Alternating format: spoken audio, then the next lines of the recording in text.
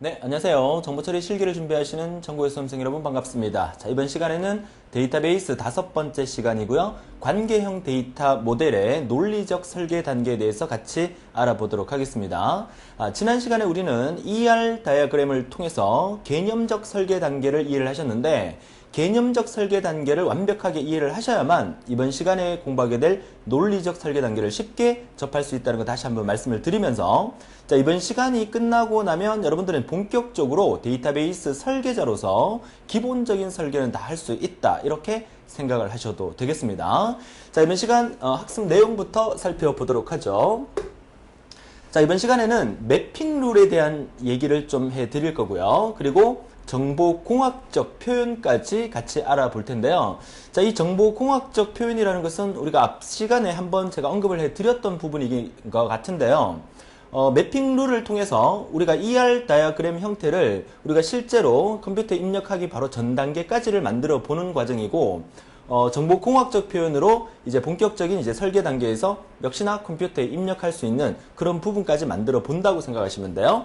자, 매핑 룰 이해할 수 있어야 되고요. 정보공학적 표현 가능하고 그 어떤 형태의 표현이 나오더라도 여러분들은 그 설계 도면을 읽을 수 있는 여러분이 되셔야 한다는 거죠. 자, 그러면 지난 시간에 보여드렸던 모델링 과정에 대한 부분을 다시 한번 더 보여드릴 건데, 자, 이 부분을 다시 한번 보여드리는 이유는 지금 내가 하고 있는 게 구체적으로 어딘지, 어디쯤을 내가 지금 공부를 하고 있는지 그 개념을 알고 시작을 해야 되기 때문에 다시 한번 보여드립니다. 자, 우리는 고객의 요구 조건을 받아들여서 지난 시간에 빵집이 아니라 지난 시간에 책방의 예를 들면서 설명을 해드렸었죠. 자, 책방에서 그 사장님이 요구하는 요구 분석을 받아들여서 ER 다이어그램을 통해서 여러분들은 개념적 설계를 어떻게 하는지 지난 시간에 공부를 했었고요. 자, 본격적으로 이번에는 이제 DBMS의 의존적에 해당되는 실제 소프트웨어와 같이 연동지어서 사용할 수 있는 논리적 설계 단계에서, 자, 논리적 설계 단계라는 것은 논리적 스키마, 그러니까 결국 이제 구조물에다가, 그죠? 설계가 다 끝났으니까 구조물에다가 실제 데이터를 이제 집어넣으면서 관리하는 그런 단계라고 보시면 되기 때문에 관계 데이터베이스 스키마, 구조다 이렇게 얘기를 하고요. 결국 우리가 지금 공부하고 있는 것은 관계형 데이터 모델에 대해서 공부를 하고 있다고 보시면 되겠어요.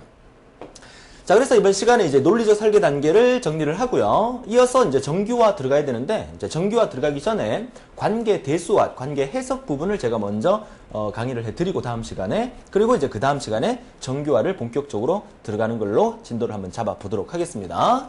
매핑 룰에 대한 얘기입니다. 자, 매핑 룰이라는 단어 자체로서 시험에 나온 적이 있습니다. 아시겠죠? 매핑 룰이 뭐냐? 우리가 지난 시간에 개념적 데이터 설계 단계에서 피터 첸이 만든 ER 다이어그램으로 여러 가지 설계 도면을 우리가 같이 만들어 봤다면 그 설계 도면을 이제 논리적 설계 단계에서 실제 컴퓨터가 이해할 수 있는 형태로 바꿔 가야 됩니다. 그 과정에서 ER 다이어그램을 릴레이션 스키마, 우리가 테이블, 릴레이션 스키마의 구조 형태로 변환하는 과정을 우리가 매핑 룰이란다. 그래서 매핑 룰을 통해서 우리가 컴퓨터에 직접 입력할 수 있는 논리적 설계 단계에 이제 들어가게 되는 거겠죠. 자, 보시는 바와 같이, 자, 이 오른쪽에 있는 이 그림이 ER 다이어그램입니다. 자, ER 다이어그램에서 수강생이라는 개체에는 아이디, 이름, 과목, 전화번호라는 속성 4개가 들어가 있고요.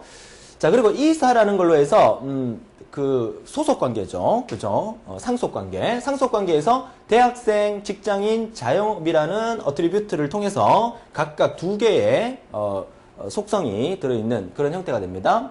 대학생, 직장인, 자영업의 엔티티죠. 엔티티. 각각의 이제 엔티티의 이름, 학교, 이름, 회사, 이름, 업종이라는 어트리뷰트가 속해 있는 그런 형태가 되겠네요. 자, 이런 형태를 우리가 매핑 룰을 통해서 관계 데이터베이스의 형태, 릴레이션 스키마로 변환하는 과정이 바로 이 부분이 되겠죠. 자, 뭐 변환하는 과정 그래갖고 어려운 건 없습니다. 우리가 앞 페이지에서 봤던 이 틀 자체를 우리가 스키마라고 얘기를 했었죠. 릴레이션 스키마. 그래서 수강생이라는 테이블의 모양이 수강생, 아이디, 이름, 과목, 전화번호를 이렇게 표 형태의 스키마 구조를 만들어 주는 거고요. 그 다음에 대학생, 직장인, 자영업 부분을 각각 이렇게 만들 수 있으면 돼요. 얘를, ERD를 이렇게 만드는 과정을 우리가 이름하여 매핑 룰이라고 한다. 단독으로 시험에 나온 적이 있습니다. 반드시 기억해 주시고요. 자, 기본 키 역시 밑줄을 그어줍니다. 밑줄. 자, 밑줄을 이런 식으로, 여기도 밑줄을 각각 그어주는 형태. 그리고 서로 연관성이 있기 때문에 이런 식으로 선분을 이용해서 각각 연결해 줄 수 있다는 거. 자, 여러분들은 이걸 보나, 그죠? 항상 머릿속에 뭐가 떠올라야 된다? 그쵸? 앞부분 다시 볼까요? 이 부분을 보는 순간 여러분들은 항상 데이터가 들어있는, 그죠? 이 부분. 이거를 항상 머릿속에 생각해야 된다는 거죠. 그러니까 ER 도형으로, ERD로 우리가 이 스키마, 이 구조 형태를 변환할 수 있다. 이렇게 만들 수 있다. 이 부분을 우리가 매핑 룰이라고 한다는 거죠. 자, 정리되셨고요. 자, 그러면 매핑 룰 과정을 우리가 이해할 수 있습니다. 이거를 이렇게 바꿀 수 있으면 되고, 이거를 보는 순간 머릿속에 얘가 떠올라야 되고, 얘를 보는 순간 데이터가 들어있는 표까지 같이 떠올라야 됩니다. 그래야 전반적인 데이터베이스 개념을 이해할 수 있으니까. 자, 좋습니다. 자, 이어서 다음 페이지 보도록 하죠. 자, 그러면 이번에는 매핑 룰을 통해서 만들어진 그 형태에다가 데이터를 직접 입력하는 과정이죠. 자, 페이지의 내용 똑같습니다. 이렇게 수강생, 대학생, 직장인, 자영업이라는 자, 이런 형태의 구조, 스키마에다가 실제 데이터를 넣어주는 과정이죠. 데이터를 한번 넣어볼까요? 자, 넣어보니까 이렇게 수강생이라는 스키마에다가 3명의 데이터를 넣었고요. 그리고 이 3명의 데이터 중에서 서로 연관성이 있으니까 이 3명의 데이터에서 대학생에 속하는 사람, 그리고 직장인에 속하는 사람, 자영업에 속하는 사람을 각각 분리시켜서 이렇게 테이블을 3개를 만들게 되면 얘네들이 각각 연관성이 있다. 자, 지금 여러분이 보시는, 자, 얘가 뭐 될지 모르겠지만, 이 수강생이라는 테이블을요, 이렇게 3개의 테이블로 분리를 시킨 거잖아? 그죠? 이거를 우리가 나중에 뭐라 부른다? 정규화라고 불러요. 정규화는 테이블을 쪼개는 겁니다. 그죠? 정규화 시간에, 자세히 알아보도록 하고요. 자, 이렇게 우리가 데이터를 입력하는 과정이 이렇게 된다. 그래서 지금 제가 계속 이 부분을 보여드리는 이유가, 본격적인 문제를 여러분들이 받아보시다 보면, 문제를 보면 엄청나게 많은 지문과 엄청나게 많은 이런 그림들이 문제 속에 들어가 있어요. 그러니까 데이터베이스 문제를 풀다 보면 깜짝 놀라실 겁니다. 실제 시험장에 가시면 더 깜짝 놀라실 겁니다. 지문이 거의 엄청나게 넘기면 엄청나게 지문이 많아요. 그 부분들을 여러분들이 꼼꼼히 읽어가면서 꼼꼼히 그 그림을 보면서 분석할 수 있어야 되기 때문에 이 부분을 계속 강조해 드리는 겁니다. 자, 릴레이션 스키마에다가 데이터를 입력하는 과정까지 여러분한테 보여드렸고요. 자, 다음 페이지 보죠.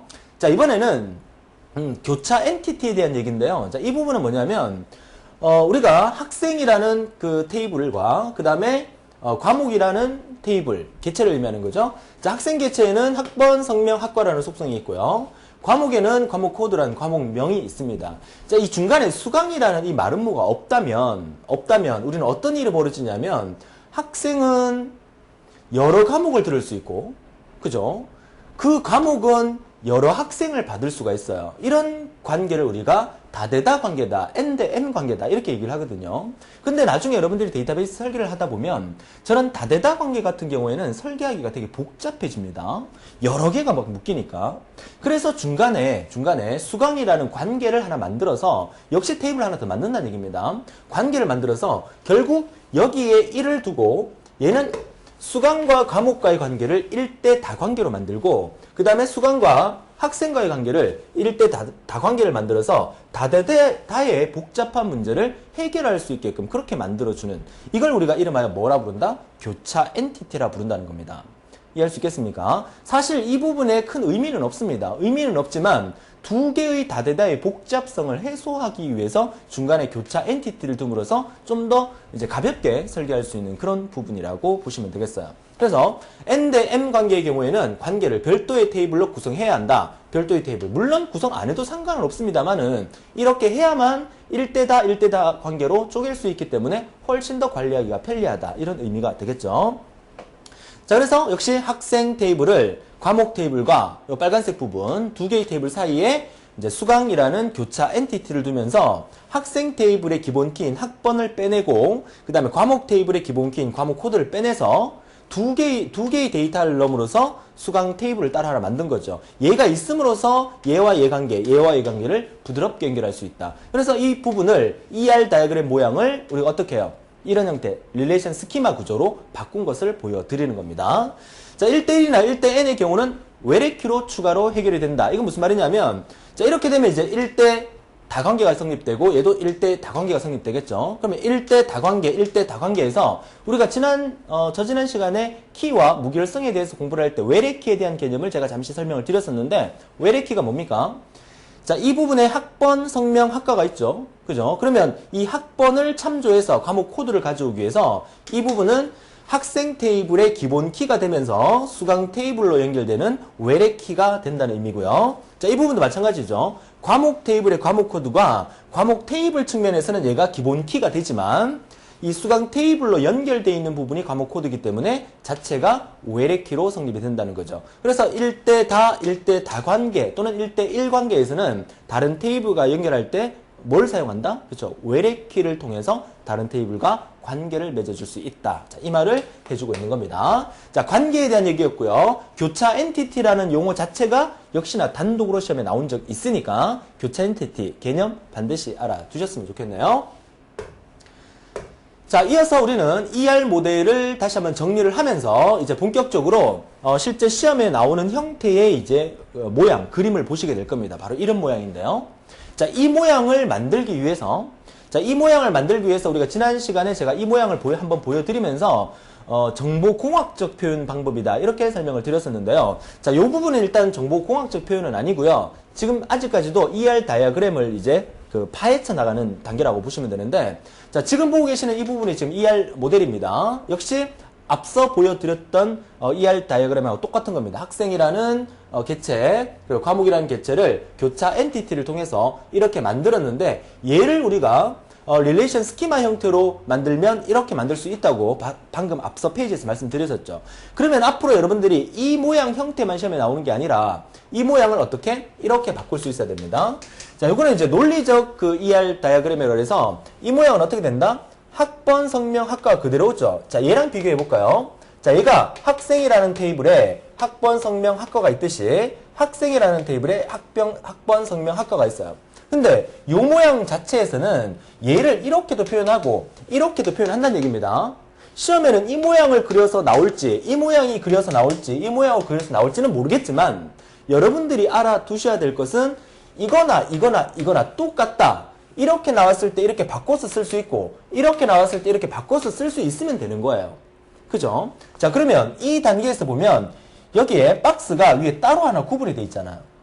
그렇죠? 이걸 뭘 의미한다? 기본 키를 의미하는 거예요. 여기에 학번, 성명, 학과 있죠? 학번, 성명, 학과 이렇게 있는데 이 테이블에서 기본 키가 없으면 이 선이 없는 겁니다. 이 밑줄에 해당되는 부분이 바로 이 칸으로 구분했다고 보시면 돼요. 그래서 학번, 성명, 학과의 학번이 기본 키다. 뭐 학생 개체에서, 학생 테이블에서.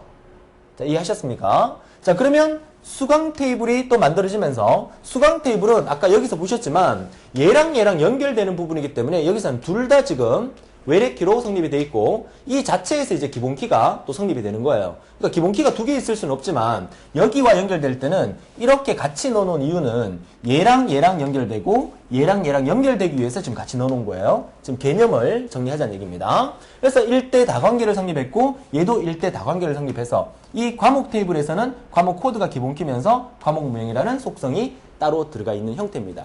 자, 이런 모양 자체를 우리가 논리적 ER 다이어그램이다 이렇게 얘기를 한다면 얘는 뭡니까? 물리적 ER 다이어그램인데 얘는 진짜로 컴퓨터 안에 들어가 있는 상태입니다. 컴퓨터가 이해할 수 있는 상태로 그림을 그린 거죠. 어떻게 해요? 똑같은데 뒤에다가 뭐라고 적어놨어요. 그죠? 자, 이 말이 무슨 말이냐면 잘 보세요. 학번을 입력할 때는 요거는 CHAR은 캐릭터의 약자입니다. 문자 세 글자로만 입력하라. 자, 이 학교가 어느 학교인지 모르겠지만 이 학교에서는 학번을 세 자리로만 사용을 한대요. 그죠? 보통 학번 같으면 8자리에서 10자리 정도 사용할 거라고 생각하는데 이 학교에서는 세 자리만 쓰겠다. 그러니까 학번은 무조건 세 자리만 입력받도록 컴퓨터에 넣어라. 이렇게 보는 거죠. 여기 성명은 캐릭터 6자리. 성명은 6자리로만 입력받도록 하고요. 뒤에 낫널이라고 돼 있죠? 낫널은 뭡니까? 낫널이 아니라 낫널입니다. 그죠? 널의 의미가 공백이라는 의미죠. 그러니까 공백을 두지 말라는 얘기입니다. 다시 말해서 성명은 무조건 입력을 받도록 해라. 여러분이 어떤 사이트에 회원가입을 하다 보면 아이디랑 성명이랑 기본 전화번호는 필수적으로 입력을 해야 되죠. 뭐 빨간 별표 딱 있어가지고 빨간 별표 있는 부분 무조건 입력해야 돼. 그 부분은 뭐야? 데이터베이스 설계할 때 난널로 만들었기 때문에 무조건 입력해야 돼요. 대신에 뭐 취미, 특기 이런 거 칸은 만들어 놓되 그 부분은 입력하지 않아도 회원가입이 되게끔 만들어주는 거죠. 그런 부분은 뭐야? 난널로 표시하지 않았다는 의미겠죠. 그죠? 그리고 학과는 역시 캐릭터 6자리로 만들어라 이 뜻이고요. 그러니까 좀 더 구체적으로 표현하고 있는 거죠. 컴퓨터가 알아먹을 수 있도록. 자, 얘도 보세요. 학번 캐릭터 3자리, 과목 코드 캐릭터 3자리로 입력받을 수 있도록 구성을 하라는 얘기고, 그 다음에 과목 테이블에서도 과목 코드 3자리, 그리고 과목명 캐릭터 10자리로 만들어주고 역시 난널을 이용을 하라. 과목명은 무조건 입력받을 수 있도록 만들어라. 이렇게 해서 우리가 물리적 ERD 단계로까지 오게 된 겁니다. 자, 다시 한번 정리할게요. 자, 여러분들은 피터 첸이 만든 ER 다이어그램을 그릴 수 있습니다. 그리고 해독할 수 있습니다. 자, 이 ER 다이어그램을 보는 순간 여러분들은 릴레이션 스키마 구조로 변형할 수 있고요. 릴레이션 스키마 구조를 보는 순간 ER 다이어그램이 머리에 떠오를 수 있어야 됩니다. 자, 이 릴레이션 스키마 구조를 어떻게 논리적 ER 다이어그램 형태로 표현한다면 이런 식으로 박스 형태로 표현할 수 있고요. 이 박스 형태를 보는 순간 역시나 여러분 머릿속에는 얘도 떠올라야 되고 얘도 떠올라야 됩니다. 그죠? 자, 좀 더 구체적으로 표현해서 물리적 ER 다이어그램을 표현한다 그러면 이 박스 형태에서 실제 컴퓨터에 데이터를 넣을 수 있는 형태의 캐릭터 3자리, 캐릭터 6자리, 캐릭터 자리 만들어주고 만약에 숫자 같은 경우에는 그 숫자가 정수 형태인지 실수 형태인지 이런 것도 처리를 해주고 그 다음에 반드시 넣어야 된 난널이냐 뭐 아무거나 그러니까 생략할 수 있느냐 이런 부분도 구별해주는 이런 단계를 우리가 물리적 ERD 단계다 이렇게 설명을 해드리는 거죠. 자, 개념 잡히시죠? 자, ERD 모델을 전체적으로 정리를 했는데 자, 이제 시험에 나오는 형태는 이 ER 모델을 떠나서 정보공학적 표현 방법에 대해서 또 시험에 정리가 되시겠죠? 계속 표현 방법이 여러 가지가 있다는 겁니다. 자, 정보공학적 표현 방법 한번 보도록 하죠. 자, 정보공학적 표현 방법, 제임스 마틴에 의해서 개발된 형태인데, 뭐 개발됐다기보다는 제임스 마틴이 설계하면서 이렇게 하다 보니까 편해서, 그죠? 편해서 그 후배 설계자들한테 니네도 이렇게 해봐라 하다 보니까 다 따라하게 되면서 오늘날 역사가 만들어지면서 제임스 마틴의 정보공학적 표현이다 이렇게 얘기를 하는 거죠.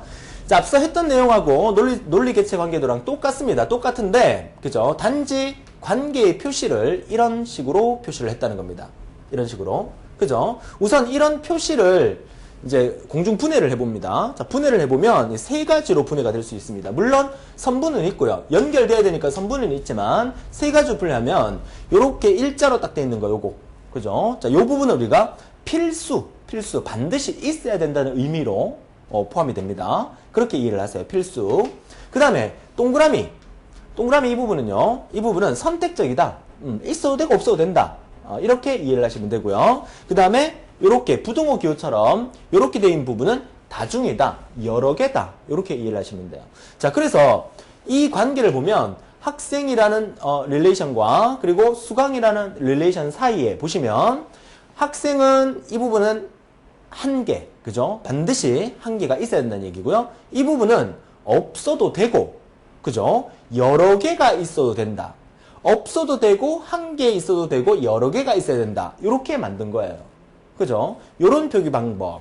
그리고 또 이런 표기 방법. 이 표기 방법을 이렇게 표현하는데 다음 페이지에서 이 표기 방법을 또 구분시켜서 어떻게 표현을 하는지 다음 페이지에서 한번 보도록 할 텐데요. 아무튼 이 논리 개체 관계도를 또 이렇게 물리 개체 관계도로 표현해서 서로 연결을 이런 식으로 연결할 수 있다는 거고요. 이 연결 모양은 제가 빠뜨렸는데 이 부분이 그대로 있다고 보시면 돼요. 교환은 제가 수정해 놓도록 하겠습니다. 그래서 학생, 수강, 과목 테이블과의 관계 그리고 학생, 수강, 과목 테이블 관계를 논리개체 관계도에서는 간단하게 표현하지만 물리개체 관계도에서는 이렇게 캐릭터나 난널이라는 걸 구체적으로 집어넣게 만들어주는 겁니다. 얘네들은 외래키로 표현됐다는 표시까지 해주고 있는 거죠. 정보공학적 표현 방법에서는 이렇게도 표시를 해줘야 됩니다. 학번은, 과목 코드는 외래키로 사용되고 있다. FK가 foreign key의 약자가 되겠죠. 자, 정리가 되셨고요. 자, 그럼 구체적인 그 정보공학적 표현의 선분들을 한번 살펴보도록 하죠. 자, 관계의 표현인데, 자, 요렇게, 양쪽에, 왼쪽에 어느 한 개체가 있고, 오른쪽에 하나 개체가 있을 때, 요렇게 짝대기만, 요렇게 딱 그어진, 이런 형태 1대1 관계를 표현하는 거고요. 좌우에 반드시 한 개씩은 존재해야 된다. 서로 연관되는 것들이 한 개씩은 존재해야 된다는 의미를 표현하고 있는 겁니다. 앞으로 여러분들이 그 문제의 지문을 보다 보면 엄청나게 긴 그 릴레이션을 만들어 놓고 중간중간에 이렇게 많이 표현을 해놨어요. 그러면 이 관계를 보는 순간 아, 이 테이블과 이 테이블과의 관계는 이런 관계가 있구나라는 것을 여러분이 알고 있어야 되기 때문에요. 자, 두 번째는, 자, 왼쪽에 1이고요. 오른쪽에 1이고 동그라미까지 붙었네요. 그래서 1대 0 또는 1대 1을 나타내는 말로서 왼쪽에는 반드시 한 개가 존재해야 되고 오른쪽에는 없거나 한 개가 있으면 된다는 의미죠. 자, 보시면 다 아시겠죠? 자, 세 번째는 1대 다관계를 의미하면서 왼쪽에는 반드시 한 개, 오른쪽에는 반드시 여러 개가 있어야 된다는 겁니다. 이렇게 표현됐다는 것은 무조건 여러 개가 있어야 돼요. 자, 네 번째는요. 1대1 또는 1대_n 관계를 통해서 왼쪽에 반드시 한 개, 오른쪽에는 한 개죠. 오른쪽에는 한 개, 고쳐주세요. 오른쪽에는 한 개 또는 여러 개가 만들어져야 된다. 이해하셨고요. 그 다음에 마지막 거는요. 1대 하고 전부 다 들어있어요. 그래서 1대0 관계 또는 1대1 관계 또 1대 다관계를 표현해서 왼쪽에서는 반드시 한 개, 오른쪽에서는 0개 또는 한 개 또는 여러 개로 표현할 수 있다는 거. 자, 정리되십니까? 자, 교환을 만들다 보면 요런 부분이 이제 그 잘못된 부분은 제가 교환에다가 수정을 해 놓도록 하겠습니다. 여러분들 한 개로 바꿔주시면 되겠고요. 자, 이렇게 표현하는 방법을 자, 이런 모양으로 표현할 수 있다. 이게 무슨 방법이다? 그죠? 정보공학적 표현 방법이다. 이렇게 얘기합니다. 이 표현 방법이 뭐냐? 이렇게는 문제 안 나옵니다. 그죠? 문제는 어떻게 나옵니까? 복잡한 릴레이션을 여러 개를 만들어 놓고 그 릴레이션과 릴레이션 사이에 이런 모양을 해놨을 때 여러분들은 딱 보고 아, 얘와 얘의 관계는 이러한 관계가 있는 거구나 라고 해석할 수 있고 그리고 여러분이 직접 설계한다 보면 그 관계를 여러분이 직접 설계를 할 수 있도록 그렇게 만들어 달라는 거죠. 그죠? 자, 표현법이었습니다. 자, 그러면 이어서 이번 시간 마지막으로 제가 여러분한테 보여드리려고 하는 게 바로 이 테이블 정의서인데요. 자, 이 테이블 정의서라는 거는 실제 시험에도 한번 소개가 됐었습니다. 자, 이게 지문에 이런 게 탁 나오자마자 학생들이 너무 당황해하는 그런 부분이 있었어요. 그래서 이런 게 있다는 것을 제가 보여드릴 건데 데이터베이스 설계자들은 각 업체에서 관련 그 부분에 대해서 근무를 하고 일을 하고 있겠죠. 그죠? 일을 하면서 자기네 책상에다가 이런 설계 도면을 만들면서 이 테이블에 대한 정의서를 만들어서 각각 제출하고 그래야 같이 이제 설계자, 프로그래머끼리 회의도 하고 그 내용을 서로 정보를 공유할 수 있는 그런 형태가 되기 때문에 이 정의서는 현장에서는 반드시 필요하게 됩니다. 테이블 정의서. 그래서 지금 우리가 만들려고 하는 시스템의 이름은 회원 관리 프로그램을 만들려고 하네요. 그죠? 이걸 이제 해독할 수 있어야 됩니다. 읽을 수 있어야 됩니다. 회원 관리 테이블을 만들려고 하고 자, 테이블의 아이디는 멤버스라는 이름으로 쓰겠다는 얘기입니다. 멤버스. 그리고 테이블의 이름은 지금 우리가 만들려고 하는 테이블 릴레이션이 있죠. 릴레이션의 이름은 회원 정보라는 릴레이션을 만들 거고요. 그 회원 정보라는 릴레이션의 구체적인 정보는 이렇습니다. 첫 번째, 그죠? 아이디를 그러니까 속성을 만들겠다는 얘기죠. 그래서 MEM ID라는 속성 이름입니다. 이름 멤버의 ID, 멤버의 name, 멤버의 전화번호, 그죠? 속성의 이름을 ID로 이렇게 지정할 거고 실제 사용되는 속성명을 이제 컬럼명이라 해서 ID, 성명, 전화번호 이렇게 쓰겠다는 얘기입니다. 지금 여러분 머릿속에서 상상을 하세요. 상상을. 여러분이 어떤 쇼핑몰을 하나 만들려고 해요. 쇼핑몰을 하나 만들려고 하면 수많은 그 회원들을 회원가입을 시켜야 되겠죠. 그러면 회원가입을 시킬 때 여러분들이 쇼핑몰을 만들 때 사실 그 여러분들 좀 짜증 나잖아요. 어떤 사이트에 들어가고 뭘 정보를 하나 이제 알려고 들어가면 회원가입을 하래. 그럼 회원가입을 하는 건 좋다 이거야. 회원가입을 하러 들어가면 뭐 모든 거 다 입력하래. 아이디, 이름, 전화번호, 핸드폰 번호, 집 번호, 취미, 특기 뭐 이거 다 입력하래. 그럼 짜증나서 회원가입 안 합니다. 그죠? 최근 들어서는 더 그렇죠. 최근에서는 주민등록번호도 입력을 안 합니다. 자, 그러면 여러분들이 어떤 사이트를 구축하려고 그런단 말이죠. 그러면 여러분들이 회원들한테 꼭 받고 싶은 정보가 있을 거 아니에요? 너무 많으면 회원들이 싫어하니까. 그 꼭 받고 싶은 정보를 뭘 선택할 거냐. 그걸 지금 테이블로서 정의를 하고 있는 거죠. 그러니까 그런 어떤 그 실무에 관련된 얘기를 여러분들이 머릿속에 생각하면서 이걸 들여다보세요. 그럼 재밌어요. 그죠? 재밌지 않습니까? 근데 이거를 꼭 시험 문제를 맞춰야 된다는 그런 생각만 갖고 들여다보면 한없이 복잡하고 어렵고 힘들어집니다. 여러분들은 뭐가 되는 거야? 정보 처리 기사님이 되는 거고 정보 처리 산업 기사님이 되는 거고요. 여러분이 자격증을 따는 게 목표이긴 하지만 여러분이 자격증을 따고 난 다음에 현장에 투입돼서 실제 실무자로서 일을 한다는 생각을 해보세요. 재미는 없겠지만 그죠? 그러면 이제 이런 테이블 정의서를 만들어야 되겠죠. 그래서 ID라는 것은 어떻게 해요? 캐릭터, 문자로 입력 받겠다. 그리고 성명은 그죠? 바학 캐릭터, 좀 긴 문자 형태로 입력을 받겠다. 전화번호, 선생님 전화번호가 왜 캐릭터입니까? 숫자 아닙니까? 전화번호를 입력받을 때는 보통 이렇게 입력을 받죠. 010 다시 뭐뭐뭐뭐 다시 뭐뭐뭐뭐 이렇게 입력받잖아요. 이거는 숫자가 아닙니다. 중간에 이렇게 대시가 포함되어 있으면 전체를 통틀어서 문자라고 표현을 합니다.